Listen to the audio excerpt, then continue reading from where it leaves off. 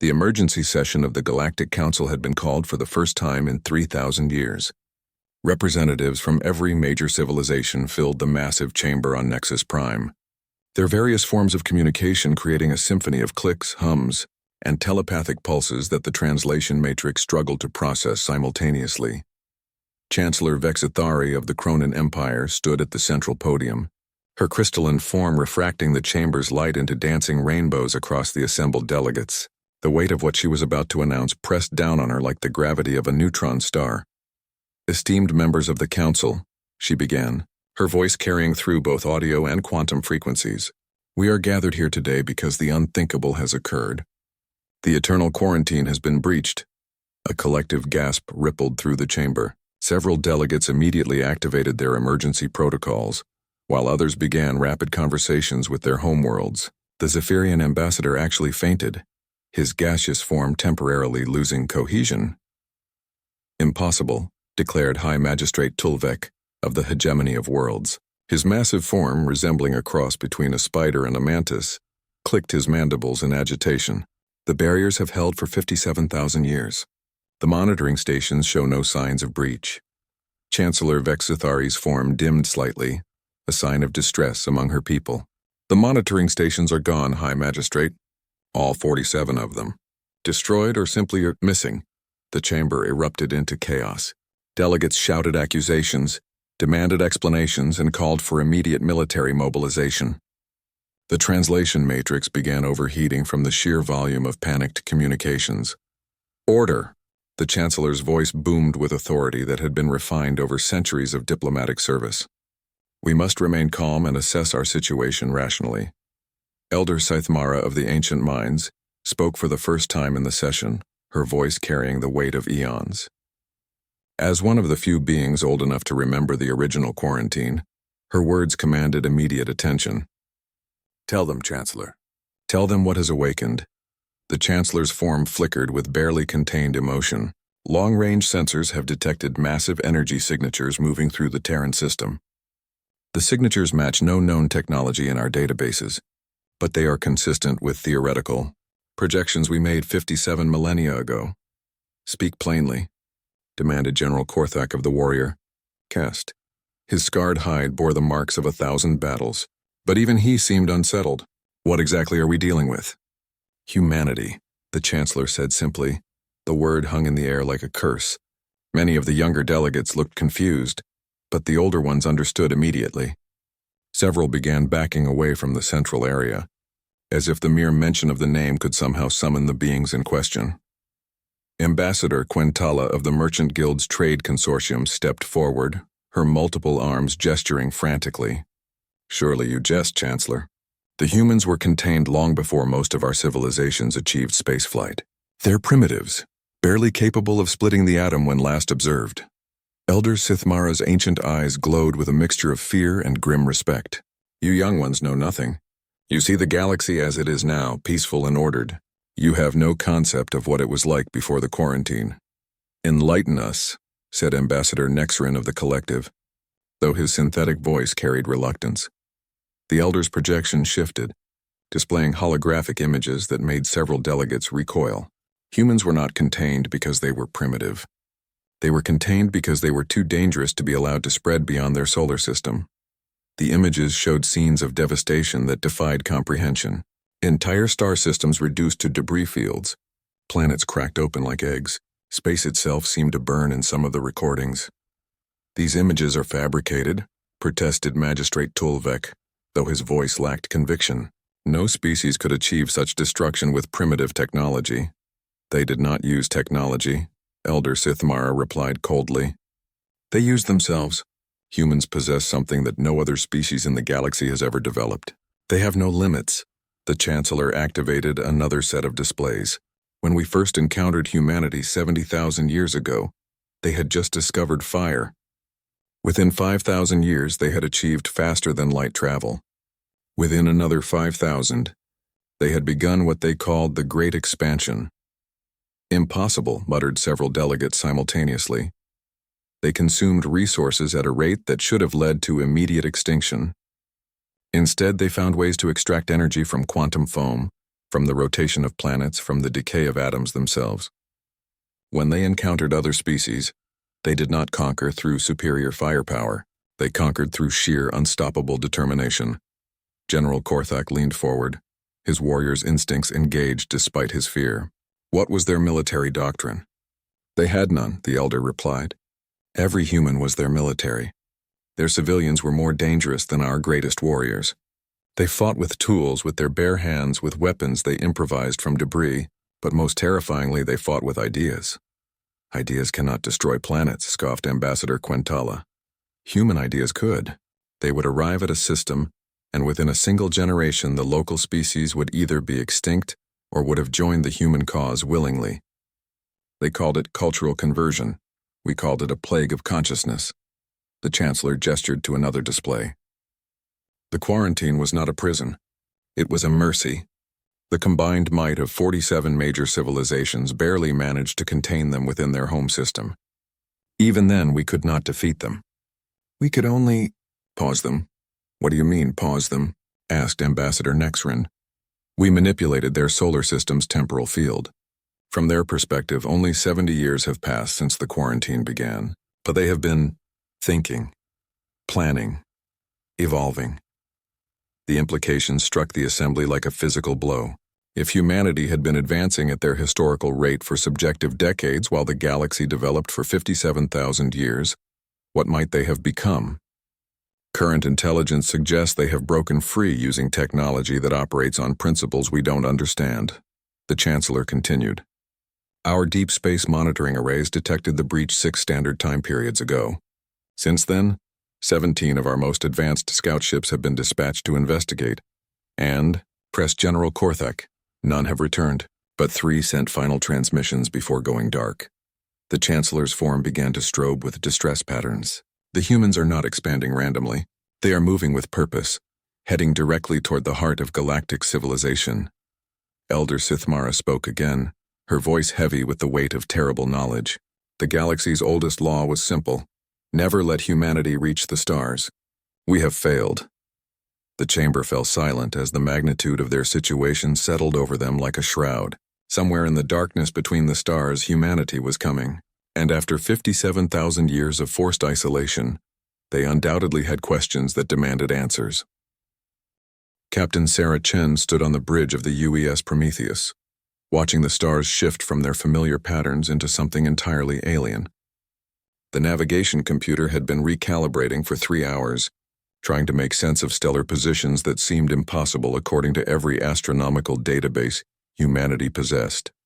"Ma'am," called Lieutenant Rodriguez from the sensor station, his voice tight with confusion. "I'm picking up artificial structures. Massive ones. They're everywhere." Sarah moved to his station, her magnetic boots clicking against the deck plating. Through the viewport, she could see distant lights that clearly weren't stars. They moved in patterns too regular to be natural, forming geometric shapes that stretched across vast distances of space. "How many?" she asked. "I've stopped counting at 10,000 discrete structures, Captain, and that's just in our immediate vicinity." Rodriguez's hands moved across his instruments with practiced efficiency. "Some of these things are larger than Earth's moon." The communications officer, Ensign Park, suddenly straightened at her station. "Captain, I'm receiving signals." "Lots of them. The computer is trying to decode the transmission patterns, but they're using quantum encryption methods we've never seen before." Sarah felt a familiar chill run down her spine. Humanity had developed faster than light travel 70 years ago in their time frame. They had expected to find evidence of other civilizations eventually, but this suggested a level of development that dwarfed their own achievements. "Any response to our own transmissions?" she asked. "Nothing yet, ma'am, but—" Park paused, checking her readings again. "Captain, something's approaching us, fast!" The main screen automatically shifted to show a vessel unlike anything in human experience. It was crystalline in structure, constantly shifting between different geometric configurations as it moved. Its size was difficult to determine due to the way it seemed to bend light around itself, but Sarah estimated it was at least twice the length of their own ship. "No hostile actions detected," reported the tactical officer, "but it's definitely scanning us." "I can feel it." "Feel it?" Sarah asked. "Some kind of field effect, ma'am. It's like someone walking through your thoughts." Before Sarah could respond, the main screen lit up with an incoming transmission. The image that appeared showed a being that defied easy description. Its form was vaguely humanoid but seemed to be made of living crystal that reflected rainbow patterns with each movement. "Greetings, humans," the being said, its voice somehow managing to sound both melodious and deeply concerned. "I am Chancellor Vexithari of the Galactic Council. We have been expecting you." Sarah stepped forward, instinctively straightening her uniform. First contact protocols demanded careful diplomacy, but something in the alien's tone suggested this was far from a routine meeting. "Chancellor, I am Captain Sarah Chen of the United Earth ship Prometheus. We come in peace, seeking knowledge and friendship among the stars." The Chancellor's crystalline features seemed to dim slightly. "Peace, yes, I imagine you do. But your people's concept of peace and ours may differ significantly. Tell me, Captain, what do you know of your recent history?" "Our recent history?" Sarah felt confused. "We achieved faster-than-light travel 70 years ago. We've spent the last several decades developing the technology needed for deep space exploration. This is our first major expedition beyond our solar system." 70 years, the Chancellor repeated quietly. "Of course. The temporal differential. Captain, I must inform you that from our perspective, your species has been contained for 57,000 of our years." The bridge fell silent except for the humming of instruments. Sarah felt the words hit her like a physical blow but forced herself to remain composed. "Contained? By whom and why?" "By the combined forces of 47 civilizations, Captain." "As for why?" The Chancellor paused, seeming to choose her words carefully. "Your species was deemed too dangerous to be allowed to spread throughout the galaxy." Lieutenant Rodriguez spoke up from his station. "Captain, I'm detecting massive energy buildups from multiple directions. We're being surrounded." Sarah kept her eyes on the screen. "Dangerous? In what way?" "You may not remember, Captain, but your species engaged in what you called the Great Expansion. Over the course of 10,000 years, humanity spread to over 3,000 star systems. In every case, the result was the same: complete transformation of local space, often involving the destruction or absorption of existing civilizations. The tactical officer was now openly sweating. "Captain, I count 47 ships now surrounding us. Some of them are the size of space stations." Sarah raised her hand slightly, signaling for calm. "Chancellor, with respect, I find your account difficult to believe. Humanity has always valued peaceful coexistence. Our first expeditions beyond Earth were motivated by scientific curiosity, not conquest." The Chancellor's form brightened, almost as if she were relieved by Sarah's response. "Perhaps the temporal containment has had unexpected effects. Tell me, Captain, what drives your people? What do you see as humanity's greatest strength?" Sarah thought for a moment. "Our adaptability, I suppose. Our refusal to accept limitations. When faced with a problem, humans find a way to solve it, no matter how impossible it might seem. And if that solution requires sacrificing everything you hold dear, then we find a better solution. And if no better solution exists," Sarah met the alien's gaze steadily, "then we make one exist." The Chancellor's form went completely dim for several seconds. When she spoke again, her voice carried a note of what sounded almost like fear. "Captain, you have just demonstrated exactly why your species was quarantined. You speak of making solutions exist as if reality itself is negotiable, as if the laws of physics are merely suggestions to be overcome through sufficient determination. Isn't that what intelligence is for?" Sarah asked. "To find ways around seemingly impossible obstacles? Most species learn to accept certain limitations, Captain. They find ways to work within the constraints of reality. Humans do not." The communications officer suddenly spoke up. "Captain, I'm receiving priority transmissions from Earth. Admiral Harrison is requesting an immediate status report." Sarah glanced at her comm officer, then back at the screen. "Chancellor, I would like to establish formal diplomatic contact. Perhaps there's been some misunderstanding about humanity's intentions." "I hope so, Captain. For all our sakes, I truly hope so." The Chancellor's image flickered slightly. "But I must warn you that your arrival has caused considerable alarm throughout the galaxy. Many civilizations are already mobilizing their fleets against us, but we haven't done anything hostile. Your very existence is considered hostile by many, Captain. The eternal quarantine was the galaxy's solution to the human problem. Now that you have broken free, old fears are awakening. Sarah felt a cold realization settling in her stomach. You're saying that the galaxy sees humanity as an existential threat. I am saying that humanity once conquered 3,000 star systems, not through superior firepower, but through something far more dangerous. You conquered them through hope. Hope? The human ability to envision a better future, and then make that future inevitable. Other species found it infectious. Entire civilizations would abandon their traditional ways of life to join the human cause, not through force, but through genuine belief that humanity offered something better. Sarah began to understand the magnitude of the situation. And you see this as a threat. Captain, in the 10,000 years of the Great Expansion, not a single human colony ever failed. Not one. When faced with hostile environments, impossible odds, or seemingly insurmountable challenges, humans simply succeeded. Always. The tactical officer cleared his throat nervously. Captain, the surrounding ships are powering weapons. Sarah looked back at the screen. Chancellor, what exactly does the Galactic Council want from us? That, Captain, is what we are all trying to determine. The question is not what we want from you. The question is what you want from us, and whether the galaxy can survive whatever that might be. Admiral Marcus Harrison stood in the war room deep beneath Geneva, surrounded by holographic displays showing the positions of Earth's defense fleets. The data streaming in from the Prometheus had fundamentally changed humanity's understanding of their place in the universe, and the implications were staggering. Sir, called Colonel Martinez from the intelligence station, we've completed analysis of the energy signatures detected around the Prometheus. The technology levels we're seeing are at least 10,000 years ahead of our current capabilities. Marcus nodded grimly. The Galactic Council's ships possess technology that made humanity's greatest achievements look like stone tools. Yet according to the historical records they'd shared, humanity had once challenged a coalition of 47 such civilizations, and nearly won. What's the status of our deep space monitoring arrays? He asked.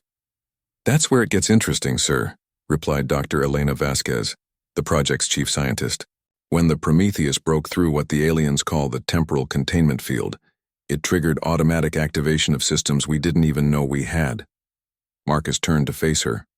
Explain. Hidden throughout our solar system, we've discovered installations that have been running autonomously for decades. They were apparently built during the period we have no clear records of, what the aliens call our Great Expansion era. Dr. Vasquez activated a new display showing their solar system. Dozens of previously unknown structures were now highlighted in red, from massive orbital platforms around Jupiter to installations buried deep within asteroid belts. These facilities have been manufacturing something for 70 years. Ships, equipment, weapons, but all using principles our current science can't fully explain. It's as if our ancestors developed technology that operates on entirely different physical laws. Are these installations responding to our attempts at communication? Marcus asked. Yes, sir. They've been waiting for specific authorization codes. Codes that Captain Chen apparently provided automatically when she reported contact with the alien vessel. Colonel Martinez looked up from his station with concern. Admiral, we're receiving priority transmissions from our deep space observation posts. There are massive fleets moving toward Earth from multiple directions. Conservative estimates put their numbers in the thousands. Marcus felt the weight of command settling on his shoulders like lead. Humanity faced the possibility of annihilation, but they also possessed mysterious technological capabilities that even they didn't understand. Dr. Vasquez, can we activate these hidden installations? The systems are already coming online, sir, but... She paused, checking her readings. Admiral, some of these facilities are producing energy readings that shouldn't be possible. One of the Jupiter installations is somehow extracting power directly from the planet's gravitational field. Another near Saturn appears to be converting space-time curvature into usable energy. That's impossible according to known physics, Marcus said. Yes, sir. That seems to be a recurring theme with human technology from this era. The main communication screen suddenly activated, showing Captain Chen aboard the Prometheus. Her image was overlaid with data indicating the transmission was being relayed through dozens of previously unknown communication arrays. Admiral, she said without preamble, I need to report a significant development. The Galactic Council has agreed to allow a human representative to address their assembly. They've designated Earth as neutral territory for the duration of negotiations. Marcus studied her face, noting the stress lines around her eyes. "What's your assessment of their intentions, Captain?" "They're scared, sir. Genuinely terrified. But it's not the kind of fear you'd expect from a technologically superior civilization facing primitives. It's more like—" She paused, searching for the right words. "It's like they're afraid of what we might become if they give us the chance." "Any sign of immediate hostility?" "No, sir. But they've made it clear that a single aggressive action from any human vessel will result in the immediate sterilization of our entire solar system. They have the capability to carry out that threat." Dr. Vasquez stepped forward. "Captain, we've discovered some concerning developments here. It appears that Earth has been preparing for this day for decades without our knowledge. We have military installations throughout the solar system that we didn't build consciously." Captain Chen's expression shifted to surprise, then grim understanding. "Admiral, the Chancellor mentioned something about temporal effects during the quarantine. What if our previous selves somehow prepared for this moment before the containment field was activated?" Before Marcus could respond, alarms began sounding throughout the command center. Colonel Martinez was frantically working at his station. "Sir, energy signatures are spiking throughout the solar system. The hidden installations are powering up to full operational status and—" He paused, double-checking his readings. "Admiral, we're detecting massive structural changes to several planets." The main display shifted to show Mars, where enormous geometric structures were rising from beneath the planet's surface. Similar phenomena were occurring on the moons of Jupiter and Saturn, as if the celestial bodies themselves were revealing hidden purposes. "How is this possible?" Marcus whispered. Dr. Vasquez was staring at her instruments in amazement. "Sir, these aren't just installations hidden on planetary surfaces. The planets themselves have been modified. Mars isn't just a planet. It's a massive technological construct disguised as a planet. The same appears to be true for several other bodies in our system." Captain Chen's voice came through the communications array with urgent intensity. "Admiral, the aliens are detecting these changes too. The Chancellor is requesting immediate contact with Earth's leadership. She says the activation of what she calls the human infrastructure is causing panic throughout their fleets." Marcus made a decision that would echo through history. "Captain, inform the Chancellor that Earth accepts their invitation to address the Galactic Council. But we have conditions, sir. Tell them that the human representative will be accompanied by a full escort of Earth vessels, and that any attempt to interfere with our delegation will be considered an act of war." Colonel Martinez looked up from his station with alarm. "Admiral, we don't have vessels capable of reaching their council chambers. Our fastest ships would take months to reach even the nearest of their territories." Dr. Vasquez suddenly smiled, her face lighting up with understanding. "Actually, sir, I think we do. The installations around Jupiter aren't just extracting energy from the gravitational field. They're building something big." The display zoomed in on Jupiter's orbital space, revealing a massive construction project that dwarfed anything in human experience. Ships were being assembled that seemed to incorporate technologies that bent space itself around them. "How long until these vessels are operational?" Marcus asked. "According to the automated system, sir, they've been building continuously for 70 years. Construction is complete. They're just waiting for crew."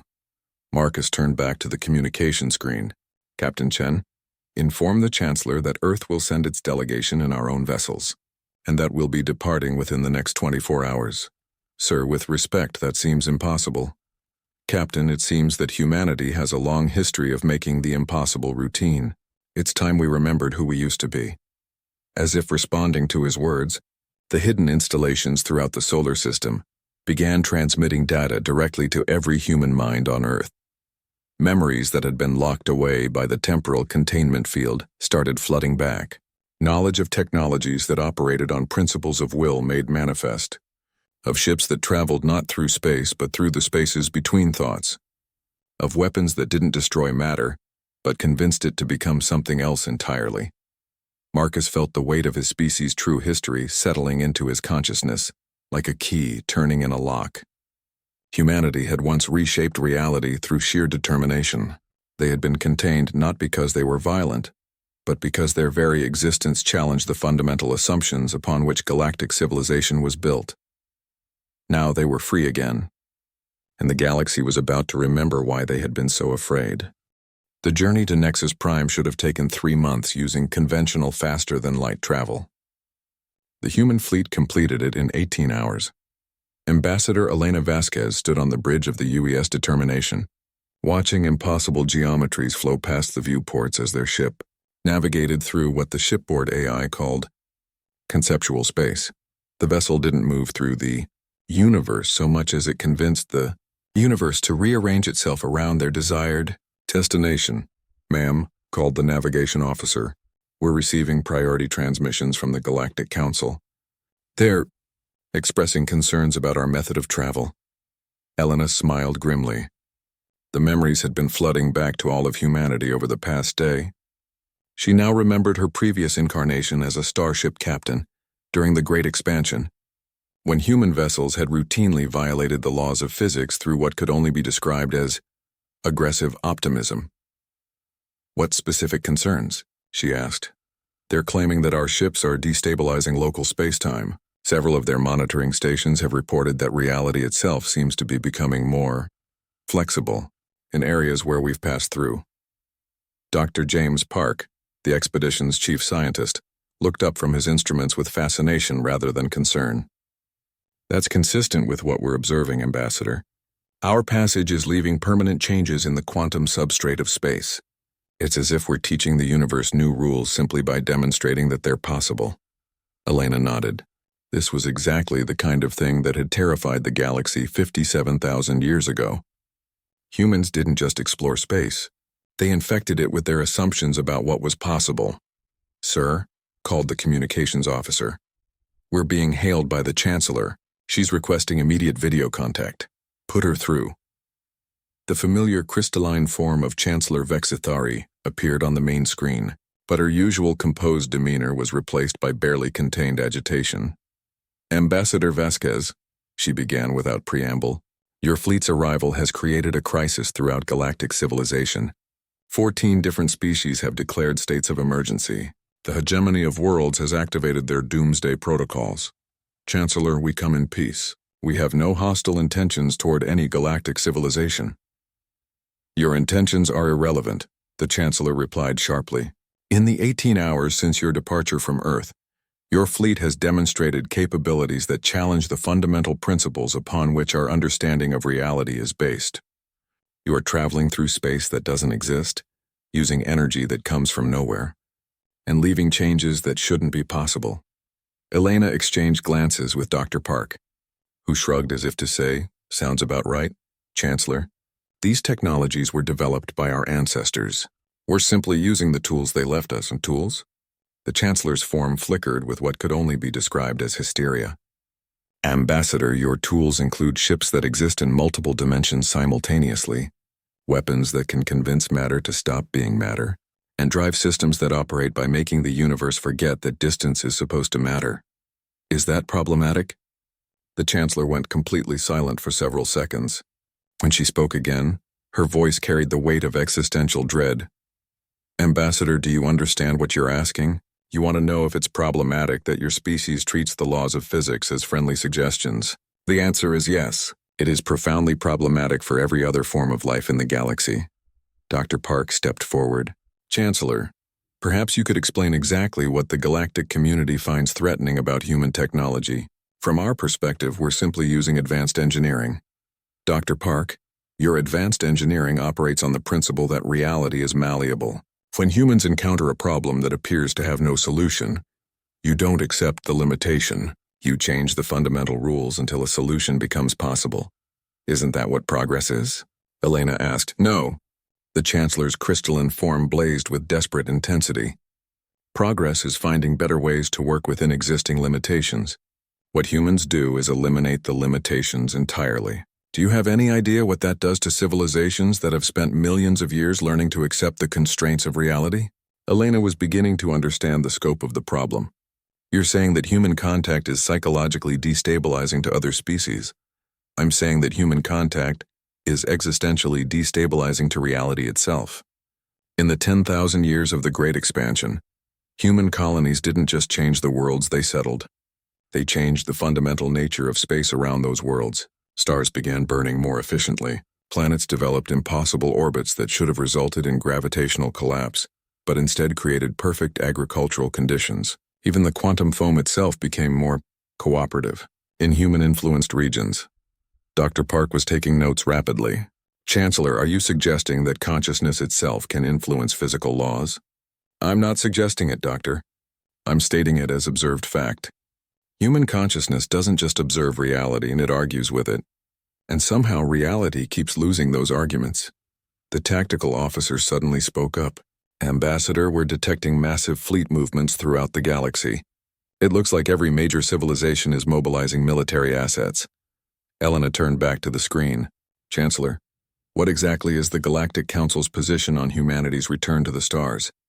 The Council is divided. Roughly half want to attempt another containment effort, despite the obvious impossibility of containing beings who can travel through conceptual space. The other half want to initiate what they call preemptive sterilization of human space. And your personal position? The Chancellor's form dimmed to almost complete transparency. Ambassador, I am old enough to remember the last time humanity interacted freely with galactic civilization.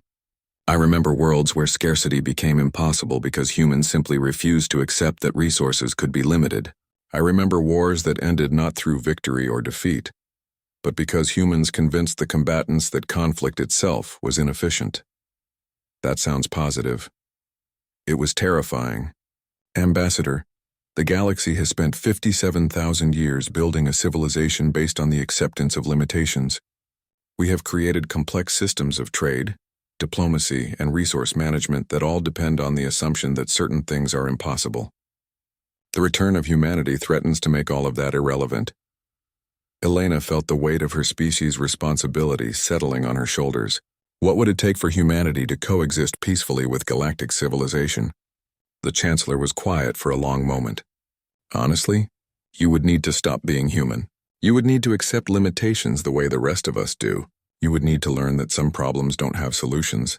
And if we can't do that, then the galaxy will have to choose between accepting fundamental changes to the nature of reality itself, or attempting to eliminate the source of those changes. Either choice will likely result in the end of civilization as we know it.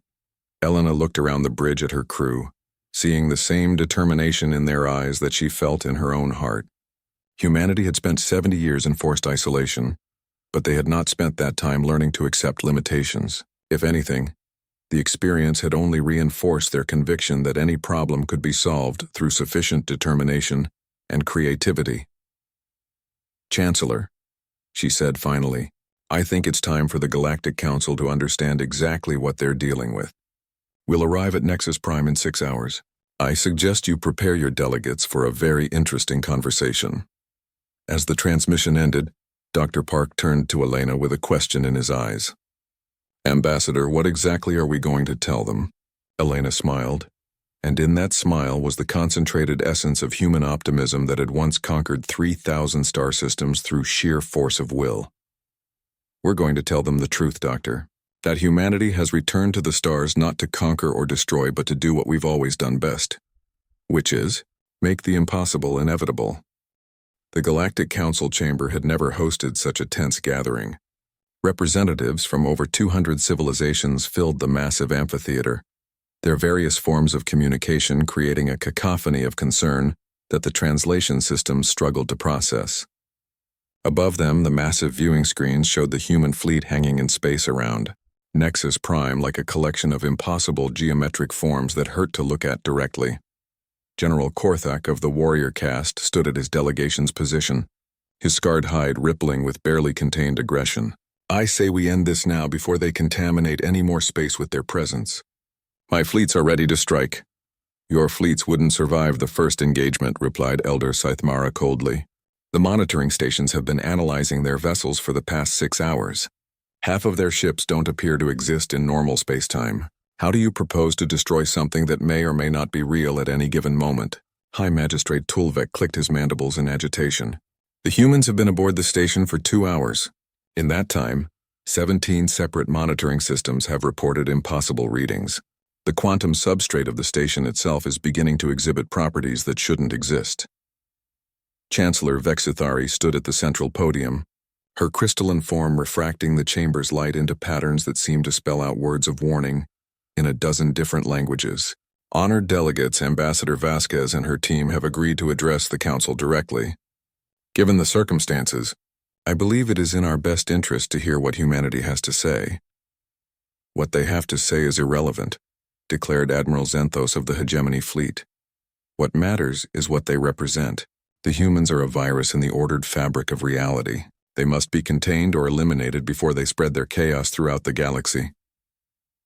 You speak of chaos, came a new voice, and every delegate in the chamber fell silent. Ambassador Elena Vasquez walked down the central aisle, flanked by two other humans. Her presence seemed to make the air itself more vibrant, more alive with possibility. As she reached the central speaking area, Elena looked around the massive chamber with the kind of calm confidence that had once convinced entire civilizations to abandon their traditional ways of life.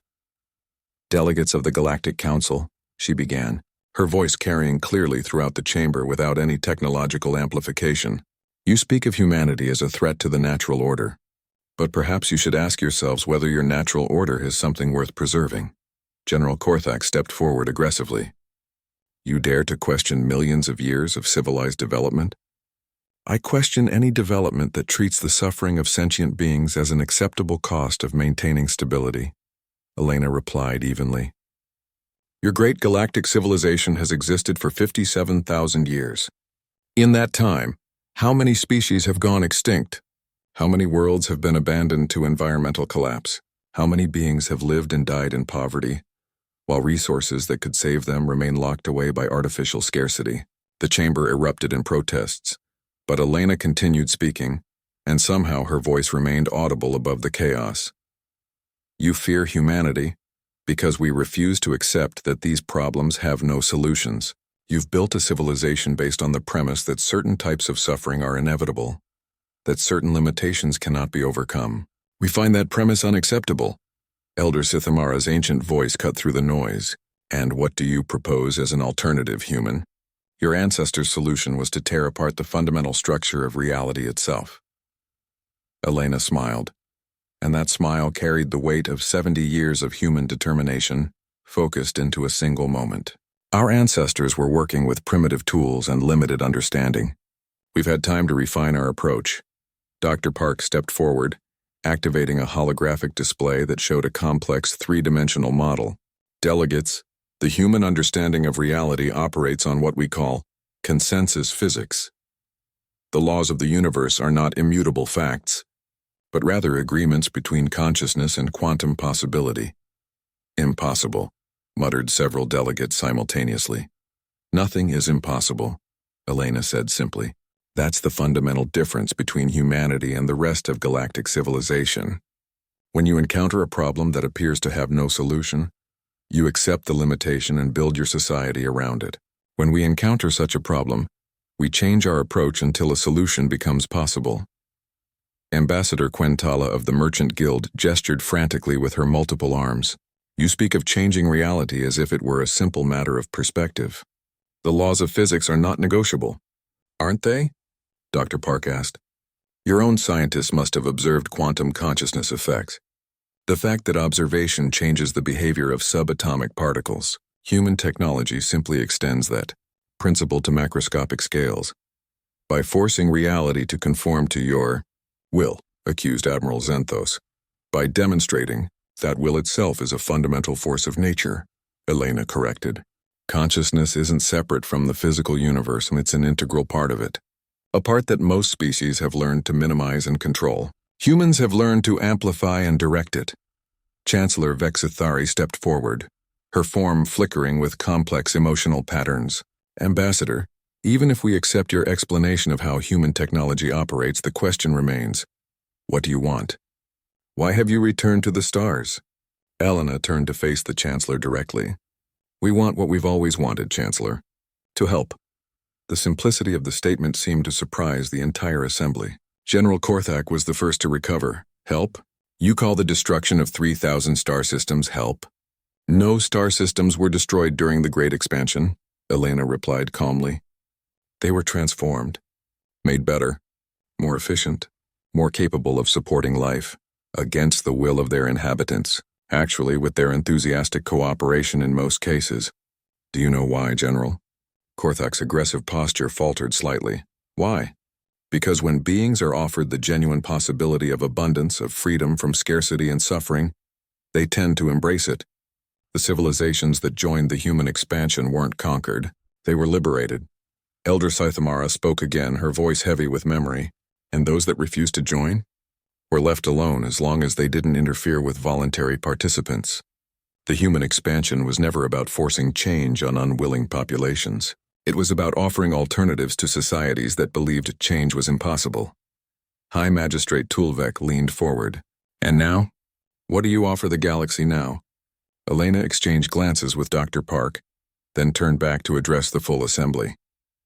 We offer you the opportunity to step beyond the limitations you've accepted for 57,000 years. We offer technologies that can end scarcity, eliminate environmental degradation, and provide abundance for every sentient being in the galaxy. At what cost? Demanded Admiral Zenthos. At the cost of accepting that your assumptions about what's possible may be wrong. The chamber fell silent as the implications of Elena's offer settled over the delegates. Ambassador Nexrin of the Collective was the first to speak. And if we refuse? If we demand that humanity accept the same limitations that govern the rest of galactic civilization? Elena's expression grew sad, but her voice remained steady. Then we'll respect your choice. But we won't abandon our own principles. We'll continue to help those who want to be helped. And we'll continue to demonstrate that there are alternatives to the way things have always been done. That's exactly what we're afraid of, whispered Chancellor Vexithari. We know, Elena replied gently. Change is always frightening, especially when it challenges everything you thought you knew about the nature of reality. But fear of change isn't a good enough reason to condemn billions of beings to unnecessary suffering. She turned to address the entire assembly one final time. Delegates, the choice before you is simple. You can continue to maintain a civilization based on artificial scarcity and accepted limitations, or you can join us in building something better. Either way, humanity will continue to exist, and we will continue to offer alternatives to those who seek them. As Elena and her team walked back up the central aisle, leaving the council to contemplate their impossible choice, the quantum substrate of the station itself seemed to shimmer with new possibilities. For the first time in 57,000 years, the galaxy was confronted with the prospect of fundamental change, and somewhere in the depths of space, human ships waited patiently to help make the impossible inevitable. The emergency session had been running for 16 hours straight. The Galactic Council chamber had become a battlefield of ideologies, with delegates splitting into increasingly polarized factions. The human delegation had been escorted to secure quarters, while the galaxy's representatives attempted to decide the fate of 2 trillion sentient beings. General Korthak stood at the center of a group of military leaders, his scarred hide marked with fresh ritual scars that indicated his readiness for total war. The warrior coalition has reached unanimity, he declared, his voice carrying the weight of 47 military fleets. Humanity represents an existential threat to ordered civilization. They must be eliminated before their influence spreads further. Elder Sith Mara's ancient form flickered with patterns that hadn't been seen in millennia. You speak of eliminating beings who can travel through conceptual space and convince matter to change its fundamental properties. How exactly do you propose to accomplish this impossible task? With overwhelming force, Korthak replied grimly. We will strike simultaneously at every human installation throughout their solar system. Total annihilation before they can respond. And if that fails, asked Chancellor Vexithari, then we activate the Omega Protocols. The chamber fell silent at the mention of weapons that had been banned for 50,000 years. The Omega Protocols represented technology that could destroy entire star systems by convincing their suns to forget how to burn. Ambassador Quentala's multiple arms gestured frantically. The economic consequences of such action would be catastrophic. Human space contains resource extraction technologies that operate on principles we don't understand. Simply destroying them could destabilize quantum fields across dozens of sectors. Better instability than infection, declared Admiral Zenthos. I've reviewed the historical records of the Great Expansion. Every world that accepted human assistance eventually abandoned their traditional economic systems. Within a single generation, scarcity became impossible in human-influenced space. And this is problematic because? Asked a new voice.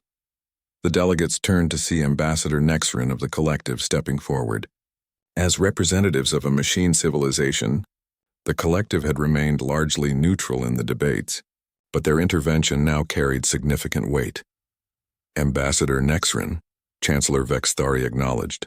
What is the collective's position on the human situation?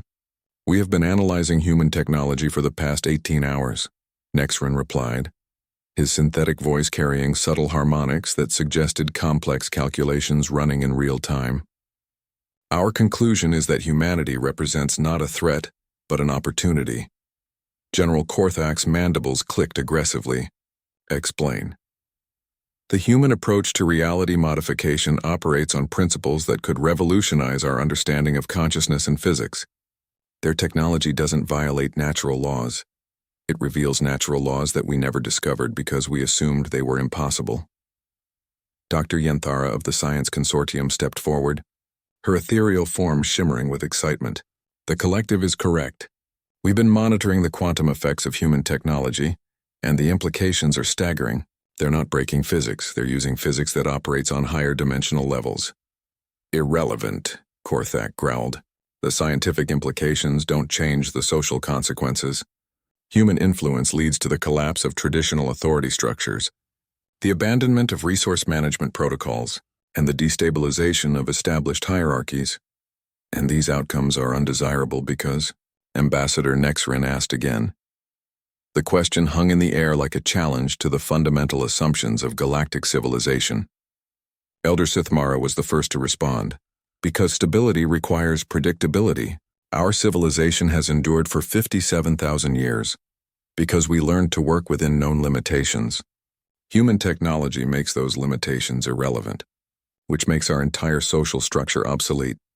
Perhaps, suggested a quiet voice from the observation galleries, your social structure needs to become obsolete. The chamber erupted as hundreds of delegates realized that the speaker was not a council member, but a representative of one of the younger species that had been granted observer status but no voting rights. Chancellor Vexthari called for order. The chair recognizes observer Zara Lynn of the Emergence. The young being stepped forward, her bioluminescent patterns flickering with nervous energy. Honored delegates, the Emergence has existed as a spacefaring civilization for only 3,000 years. We have spent that entire time learning to accept the limitations that you tell us are necessary for civilized existence. Your point? Demanded General Korthak. Our point is that we're tired of accepting limitations that serve no purpose except to maintain the power structures of older civilizations. When the humans offer abundance and freedom from scarcity, we want to know why you consider this threatening. Several other young civilizations began signaling for recognition. Chancellor Vexthari realized with growing alarm that the debate was no longer contained to the established powers of the galaxy. Observer, Kethnon of the New Tide Coalition is recognized. A crystalline, being similar to Chancellor Vexthari, but with markings indicating youth stepped forward. The New Tide Coalition represents 47 younger civilizations. We have voted unanimously to request formal contact with the human delegation. The chamber exploded into chaos. General Korthak was shouting about traitors and contamination. Admiral Zenthos was demanding immediate military intervention. Even Elder Sithmara seemed shaken by this development. Chancellor Vexthari felt the weight of history pressing down on her like the gravity of a black hole. The galaxy was splitting along lines that hadn't existed 6 months ago. Younger civilizations were openly challenging the authority of the established order, while the older powers were preparing for a war that could destroy everything they had built. The chair calls for a recess, she announced, her voice carrying above the noise through sheer force of will. All delegates will return to their quarters while the council leadership discusses these developments.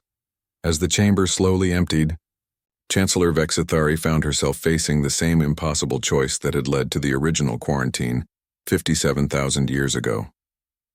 The galaxy could accept fundamental change and risk the collapse of everything they had built, or they could attempt to destroy humanity and risk a war that no one could win. But this time there was a new factor in the equation. The younger civilizations had heard humanity's offer, and they were no longer willing to accept the limitations that their elders insisted were necessary. In her private chambers, Chancellor Vexthari accessed the most classified historical records of the quarantine. What she found there made her crystalline form dim with despair. The Great Expansion had not ended because humanity had been successfully contained. It had ended because humanity had voluntarily withdrawn from galactic affairs when they realized the psychological damage their presence was causing to other species. The quarantine had been humanity's gift to the galaxy, a chance for other civilizations to develop their own solutions to the problems of existence without the overwhelming influence of human optimism and determination. But now humanity had returned, and the galaxy was split between those who welcomed their gifts and those who feared them. The choice was no longer whether to allow humanity to exist, but whether galactic civilization could survive the changes that their existence would inevitably bring. As she contemplated the impossible decision before her, Chancellor Vexithari received a priority transmission from the human delegation. Ambassador Vasquez's image appeared on her private screen, and her expression was one of gentle understanding. "Chancellor," she said softly, "we need to talk. There are things about the original quarantine that your people never understood, things that might change how you see the current situation." Chancellor Vexithari stared at the image, realizing that the galaxy was about to learn truths that had been hidden for 57,000 years, truths that would change everything they thought they knew about humanity. The quarantine, and the real reason why the galaxy's oldest law had been broken. "I'll meet with you in 1 hour," she replied, her voice heavy with the weight of impending revelation. "And Ambassador, bring everything. It's time for the galaxy to know the whole truth." Chancellor Vexithari stood in her private chambers aboard Nexus Prime, watching the stars through crystalline walls that had witnessed 57,000 years of galactic history. In moments she would learn truths that would fundamentally change her understanding of everything she had dedicated her life to preserving. The door chimed softly, and Ambassador Vasquez entered, accompanied by Dr. Park and a third human she hadn't met before. This new individual carried himself with an air of authority that suggested significant experience, but his eyes held depths that seemed to span centuries. "Chancellor," Elena said respectfully, "I'd like you to meet Professor David Chen, our expedition's historical consultant. He has information about the original quarantine that we believe you need to hear." Professor Chen stepped forward, and Chancellor Vexithari noticed something that made her crystalline form flicker with surprise. His biosignature was different from the other humans, older somehow, as if he carried the weight of far more experience than his apparent age suggested. "Chancellor," he began, his voice carrying harmonics that seemed oddly familiar, "what I'm about to tell you will be difficult to accept. But your people deserve to know the truth about humanity's relationship with galactic civilization." "Proceed," she replied, her form brightening with anticipation and concern. Professor Chen activated a holographic display that showed the galaxy as it had existed during the Great Expansion. "The historical records your people have maintained are accurate in most respects. Humanity did expand to over 3,000 star systems. We did transform those systems using technology that operated on principles your sciences couldn't understand, and we did inspire massive social changes throughout the regions we contacted. But," Chancellor Vexithari sensed there was more to the story. "But the expansion was never random or conquest-driven. It was carefully planned as part of a larger project that we called the Conscious Evolution Protocol." Dr. Park stepped forward, adding his own holographic displays. "Chancellor, human technology operates on the principle that consciousness and reality are fundamentally interconnected. We discovered that sufficiently advanced civilizations could actually influence the development of physical laws within their local space. You're describing what we call reality. Infection," the Chancellor said, her voice tight with old fears. "We prefer to call it reality education," Professor Chen replied gently. "The goal of the Great Expansion was not to conquer territory, but to prepare the galaxy for a fundamental transition in the nature of existence itself." Chancellor Vexithari felt her form beginning to destabilize as the implications of his words sank in. "Prepare it for what?" Elena spoke up, her voice carrying the weight of revelations that had been hidden for millennia. "For the return of the Builders, Chancellor. The species that originally designed the physical laws governing this section of the universe." The holographic display shifted to show structures that dwarfed anything in galactic civilization. Vast geometric forms that existed partially outside normal spacetime, their purpose incomprehensible to conventional understanding. "The Builders?" Chancellor Vexathari whispered, but they're mythological. Ancient stories told by primitive civilizations. They're very real, Professor Chen said quietly. And they're coming back. They have been traveling between different sections of the universe for millions of years, seeding regions with the basic physical laws needed to support life, then moving on to allow natural evolution to proceed. Dr. Park added technical details that made the Chancellor's crystalline form pulse with stress patterns. Our analysis suggests that this galaxy is approaching the end of its designated development period. The builders will return within the next 1,000 years to evaluate the progress of local civilizations. Evaluate for what purpose? Elena's expression grew somber. To determine whether the civilizations that have developed here are ready to join the larger community of universe builders, or whether this region needs to be reset and reseeded with new physical laws. The chamber fell silent as Chancellor Vexathari processed this information. The implications were staggering. Everything that galactic civilization had built, every achievement they took pride in, was potentially subject to evaluation by beings whose technology made human capabilities look primitive. How do you know this? She asked finally. Professor Chen's expression grew distant as if he were remembering events from the deep past. Because we were contacted by a builder probe during the early phases of the Great Expansion. They informed us of the coming evaluation and asked for our assistance in preparing galactic civilization for the transition. Asked for your assistance? Why humanity specifically? Because our particular approach to consciousness and reality made us suitable as teachers. The builders recognized that most galactic civilizations had developed along lines that emphasized working within limitations rather than transcending them. This approach, while stable, was unlikely to survive the evaluation process. Elena stepped forward. Chancellor, the Great Expansion was never about human conquest or cultural imperialism. It was about gradually introducing galactic civilization to concepts and technologies that would help them survive contact with builder-level reality manipulation. But the expansion stopped. Why? Professor Chen's expression grew sad. Because we realized we were moving too fast. The psychological stress of rapid change was damaging the species we were trying to help. So we made a decision that was difficult for our people to accept. You withdrew voluntarily. More than that, we accepted temporal containment to give the galaxy time to develop at its own pace. The plan was to remain in stasis until galactic civilization had reached a level of development that would allow them to accept our assistance without psychological trauma. Chancellor Vexathari felt pieces of an enormous puzzle clicking into place. The quarantine was never a prison. It was a gift. It was sacrifice, Elena corrected gently. 57,000 years of human development compressed into 70 subjective years. We maintained skeleton crews to monitor galactic progress and continued technological development. But the vast majority of our population agreed to temporal suspension. And now you've returned because... Dr. Park consulted his instruments. Because the builder probe has become active again.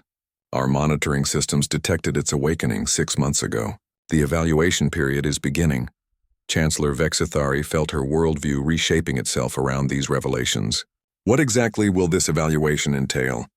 The builders will test the galaxy's readiness to participate in universe-scale engineering projects.